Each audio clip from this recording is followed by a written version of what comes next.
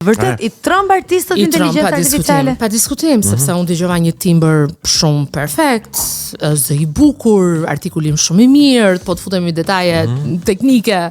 Më pëlqeu, shumë energji, thash, wow, cool, kush që ka kënduar, u bëra shumë keq me përgjigjet tuaj. E tmerrshme. E pe para se javësh për vitin e ri kinez atë shfaqjen në kin. Po, robotët që kërcenin. Unë mendova se në fillim se ndoshta ishte video ishte AI, e kupton? Jo, ishte robot. Ishte video e vërtetë, e tmerrshme, si ai filmi I, Robot i vitit 2004 kur profecia përmbushet. Me thënë drejtën, nuk dim deri ku do shkoj, nuk dim tani, për keq nuk dua ta them kurr fjalia, por ajo gjëja karnoze që neve gjithsesi ajo prekja edhe kur takon një njeri është e domosdoshme t'i japësh dorën, ajo prekja pare, të dëgjosh zërin, ka zdim fëmijët tanë ku të shkojnë, sepse neve gjithsesi kjo është një hap shumë me hapat vogla, po e ndjejmë, por besoj në një brezin tjetër, ke goca ime besoj do jetë shumë e fortë edhe uroj shumë që të ketë atë kuptimin, duhet të thënë mirë kuptimin mbi të gjitha, po mbase do vinë vite tjera. Nuk dua ta gjykoj fare, po unë them flasim për toksoren tani. Flasim për toksoren, për aq kohë sa akoma kemi mundësinë të komunikojmë me njëri tjetrin, të japim duart njëri tjetrit, ta përqafojmë njëri tjetrin, edhe pse pas pandemisë COVID-19 duket se edhe kjo ndjesia e përqafimit edhe të qenit afër sikur na ka humbur paksa. Ta nisim me atë pyetjen që ta bëjnë gjithmonë. Si ka filluar karriera, jo. Nuk do ta nisim me këtë. Unë kam një kuriozitet që lidhet me emrin Vikena. Me emrin tim. Po. Cila është historia? Ka histori patjetër, se është një emër nuk është një emër komun, si thua Goni për shembull. Si Goni ai tekniku lavatrices. Hidrauliku. Shaka. Okej, Goni më fal, do t'japi kafe pastaj. Elektricist Goni. Se më shaka. Nëse unë do kisha një emër, këtë do thoja, do kisha një emër që do isha 60 vjeç që një ditë, sepse do quhesha Viktori Kamenica. Me gjithë mbi emrin nga pas edhe emri Viktori, normalisht është emër shumë i bukur. Nuk është as pak i shëmtuar, okej, por me aksentin shqiptar që ekzistonte, edhe të atyre viteve, kështu që do ishte një emër që do tregonte mosh shumë shpejt, ndërkohë mund të ishte një fëmijë as 24 orësh. Por normalisht nuk u lejua për periudhën e kohës, plus edhe familja ishte emër i ndaluar për atë kohë. Po, emër fetar. Okay. Gjitha. Po, edhe normalisht ekziston është shumë Victoria. Një emër që u ndalua për kohën, por ndërkohë dhe shumë open mind, familja shumë vizionar, i matë duke që një familje artistësh dhe babai dhe mamaja, domethënë duke menduar dhe një gjë çik më artistike. Edhe pse ata ishin të fiksuar që vajzën nuk do ta bënin artiste, por menduan një emër të veçantë, dhe halla ime pastaj më mbajtë rënja e Vik, se ishte një amanet nga gjyshim, dhe u sajua emri Vikena. E kam parë që ekziston, nuk e di si, sa ato e kanë thjesht e kanë rregulluar si emër, donin të mbanin Vik nga Vikam, Ekozërit, e kishte gjithmonë me zërin brenda dhe në një farë mënyre edhe një fat i shkruar me emrin. Unë them se ndonjëherë emrit e ta shkruan fatin. Është një farë profecie. Është një farë profecie. Tani nuk ka funksionuar në rastin tim se unë kam viola, po nuk di ti bie asnjë instrument. As violës, as violinës. Po ti e lule mi zemër. Ti e lule. Që e mbajmë edhe aty. Për Goni nuk di çfarë them akoma. As në rastin tim s'ka funksionuar, se unë u bëra elektricist ose teknik lavatriçe. Nuk e di e Gona e ndjen ti, po Vikena ka një energji shumë pozitive. Jashtëzakonisht. Po unë doja të kuptoja Vikena me origjina e Korçare puro, si e vë në dyshim. Kamenice Korçës. Po. Varret më të lashta aty janë. Dhe ne vazhdojmë në sagën e Korçarëve këtu në Kinotek. Okej. Po, është megjithatë jo te rruga kësaj here aty mbas kinemas në Korçë, po Unë jam në bulevardin e Korçës, se ju mbase njihni mbase dhe dëgjuesit edhe shikuesit. Të gjithë e njohin nga jo kënga. Bulevard Republika. Te Bulevardi Republika. Mua aty e kam pasur shtëpinë që se kam më që më dhëm zemra sa herë që hapet ky muhabet. Shtëpia ime ka qenë mu përballë, se tani po dalim si për reklam, po nuk do ta them emrin e hotelit që ekziston, që është shumë i famshëm aty dhe ka qenë mu përballë. Kështu që është një nga pishmanet e mia personale, familja nuk e vuajtja shumë, por unë njëre kam vuajtur shumë mungesën. Po familja jote ka vjuar të jetojë në Korçë apo janë zhvendosur? Unë atje kam pasur vetëm gjyshja dhe ishin 2 hallat në momentin që ato ndruan jetë, ndroi edhe fati asaj shtëpie sepse ishte gjithë familja në Tiranë. I madh ka ardhur student. Hallat e tjera kishin ardhur studentë, punuan në opera në Pra jeta jote praktikisht nisi këtu në absolutisht jam e lindur në Tiranë, por jam shumë krenare që jam korçare. Pa diskutim, unë mbaj një mbiemër të rëndësishëm të asaj zone.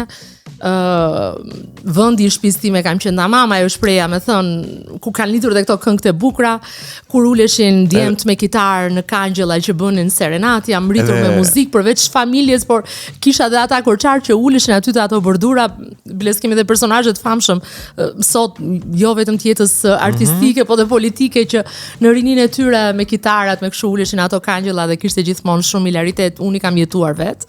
Kështu që kam qenë e voçkël, por i kam jetuar të gjitha. Kështu që shumë për të thënë, shumë për të thënë. Edhe unë kam ndjekur në jetë këtë që sa po theti, o korçare o i çfarë. O korçare o i çfarë, ky është rasti im. E kam djua, po them që e kam ndjekë edhe unë vetë në jetën time. Okay.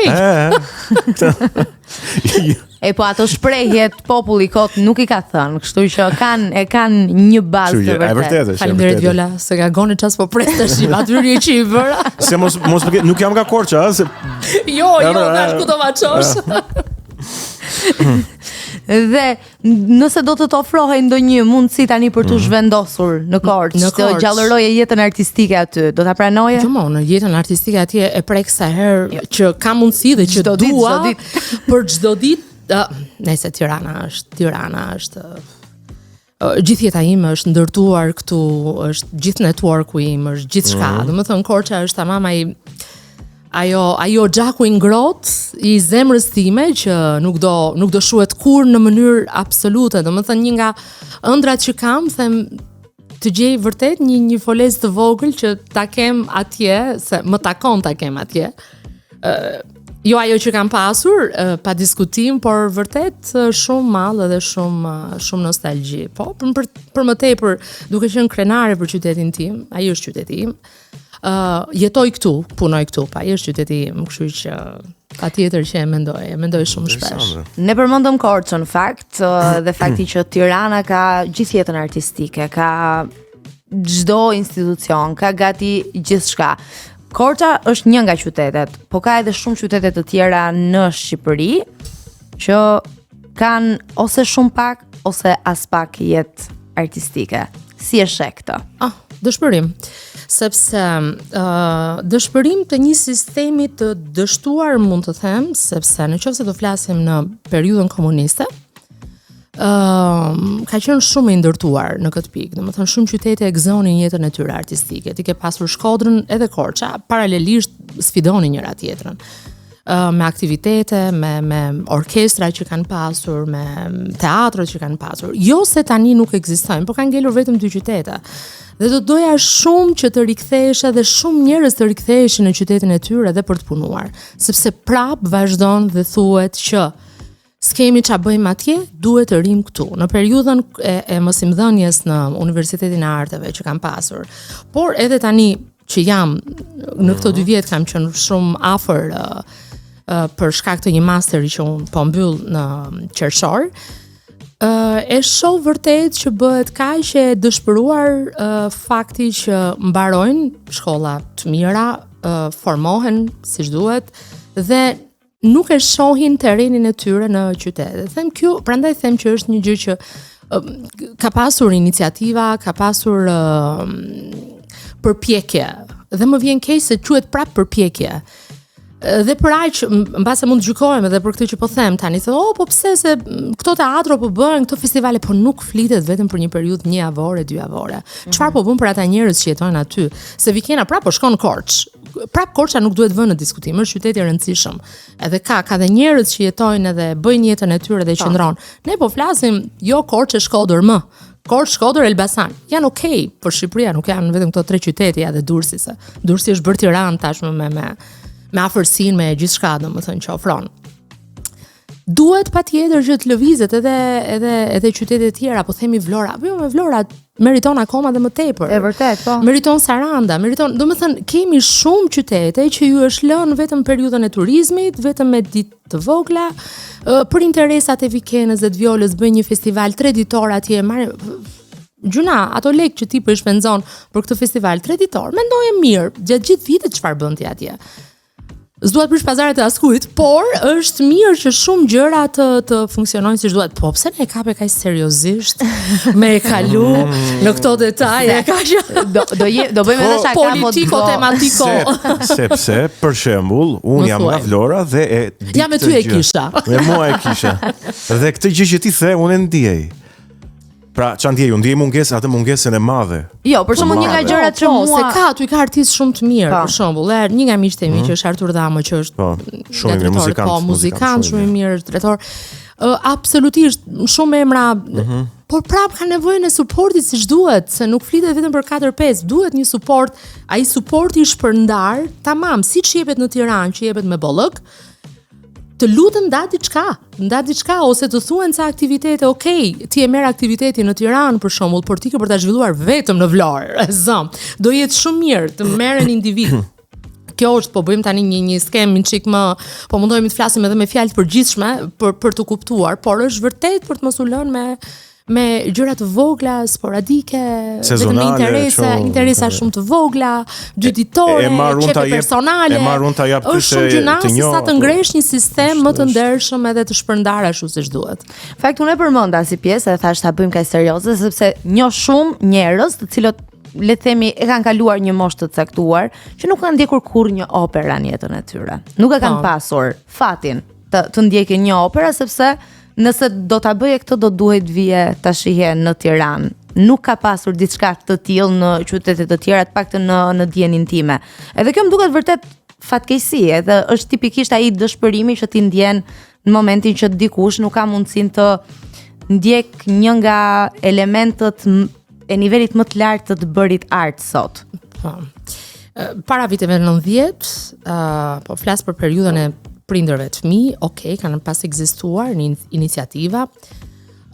Patëm neve një lëvizje, edhe ishte vërtet për herë të parë, se po flasim për vitet e prindërve, po flasim për këto kur ne ishim në rikonstruksion teatri operas dhe u zhvendos në disa qytete. Kemi vajtur në Fier, kemi vajtur në Elbasan, Korçë pa diskutim me opera.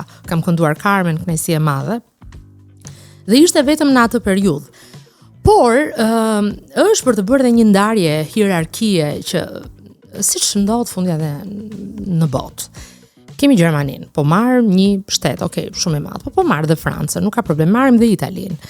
Janë ca teatru që janë të rëndësishëm, janë të mëdhenj, normalisht se kanë edhe buxhetin edhe më të madh, kanë subvencionimin dhe nga shteti, sepse janë qytete të rëndësishme që janë këto që aderojnë këto teatro.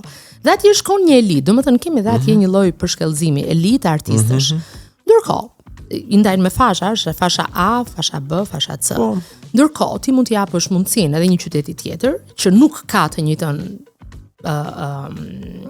standard jetik siç ka një qytet i rëndësishëm i atij shteti, dhe të kesh një teatr B që ti çon këtu në këtë rast, i krijon një të riu mundësinë që të fitojë eksperiencë. Me atë pamundësinë e vet të eksperiencës sa del nga bankat e shkollës, rritet në një qytet caktuar dhe ashtu ti mund ta bësh shumë kompetitiv më vonë për Tiranë, gjithashtu po dhe jashtë Shqipërisë. Domethënë të jepen disa stade se jo gjithmonë kushtet teknike po dhe të një publiku janë në çdo qytet të mundshëm. Kështu që ti vërtet mund të rrisësh një brez të ri atje, të fitoj një lloj eksperience. Ti aty kupton kush është më i miri dhe kështu bëhet pak dhe më kompetitive dhe ti vërtet vjen dhe në Tiranë, ty të vjen një stad shumë i mirë. Ndërkohë rritet, ndërkohë ti i ke zhvilluar jetën artistike të atij vendi, i ke dhënë mundësinë dhe atij të riut që fundja mbase i pëlqen vërtet të jetojë atje. Prandaj po më pëlqeu kur u hap kjo si lloj teme. Kështu që edhe opera mund të ketë vetëm mund ta ketë këtë lloj fati në ca qytete të caktuara me breza që dalin pafund, që ikin direkt e jashtë, se në opera është një si të thuash një numër i kufizuar punonjësh për gjitha specifikat, disiplinat që ne kemi. Kështu që mund të zhvillosh në çdo qytet në forma të ndryshme. Prandaj them që është një zinxhir i ndërtuar politiko-ekonomik, sepse duhet thënë i tillë, i ndërtuar mirë. Se kemi një qasje politike të jo ajo politika e mirëfillt e një e shtereve në parlament, të kuptohemi. Po të ndarjes të mënyrës se si menaxhohen shumë vlera, se po flas vetëm për artin, por kjo mund të jetë edhe në sport dhe sigurisht kudo, në çdo disiplinë. Në çdo disiplinë, në çdo fushë. Po ti përmendesh shtete të cilat jo vetëm janë të mëdha, jo vetëm janë të zhvilluara, po janë po jo, doja të thëj që nuk do shpikim rrotën goni. Është vendosur ajo gjë. E kanë bërë të tjerët. Implementohe me ato kushtet e tua, me ato pa mundësinë tënde maksimale, minimaliste, po ti mund ta bësh, nuk do ta shpikësh, e kisha fjalën. Prandaj të vura emrat të shtetit. Ke modele, patjetër. Të paktën përpiqu. Kjo vlen. Dhe ditë pas dite duke u përpjekur gjërat bëhen më mirë, edhe ne e harrojmë këtë ndonjëherë që jeta e tillë është, do kalosh, them unë eksperiencën time 26 vjeçare. Se pastaj sa i takon muzikës, sa kemi ne banor në Shqipëri, Gjermania mund të ketë vetëm kompozitor, domethënë. Jam shumë dakord me ty. Jam shumë dakord me ty. Si raport, jo kaq i dhimbshëm tash se na bëre keq, por kjo është e vërtetë, por dua dola ke shtetet që e kanë shpik të sistem. E vërtet.